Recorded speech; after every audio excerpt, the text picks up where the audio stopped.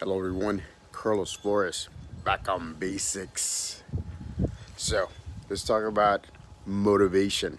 We've been talking about motivation all week, but I want to make sure that I focus it on psychology. So that way you can have different ways of looking at it. Because motivation comes from a lot of different things, right?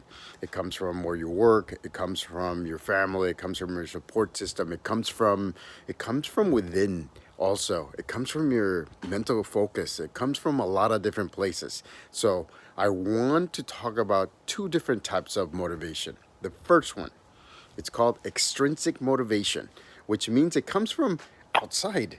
It's right. It's the trees behind me. Because they're growing. See this tree behind me here?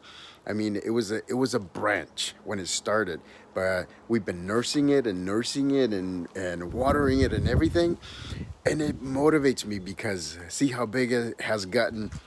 It wasn't meant to be that big, but it did because we nursed it. That's external motivation, which is extrinsic motivation. Getting a paycheck, finishing some homework, turning in something, receiving something, getting a gift. I mean, those are the things that are extrinsic, which means that are internal. Most of the time, extrinsic motivation, you can actually touch it or you can see it. It's amazing how we as human beings get motivated because a lot of the times, you know, we're tactile. I'm very tactile, right? I touch. And so, but a lot of the times, what happens is that there's a second motivation that takes place. And that one is your drive. This is the one that I use to make sure that I do these videos every day. Make sure that the shorts are done, make sure that the micro shorts are done, make sure that the longer video is done, making sure that you get the topics that you need to get. And that intrinsic motivation, which means it comes from within. Intrinsic motivation, you can't see, but you can get motivated from. That one's the one that drives it. It drives what you do.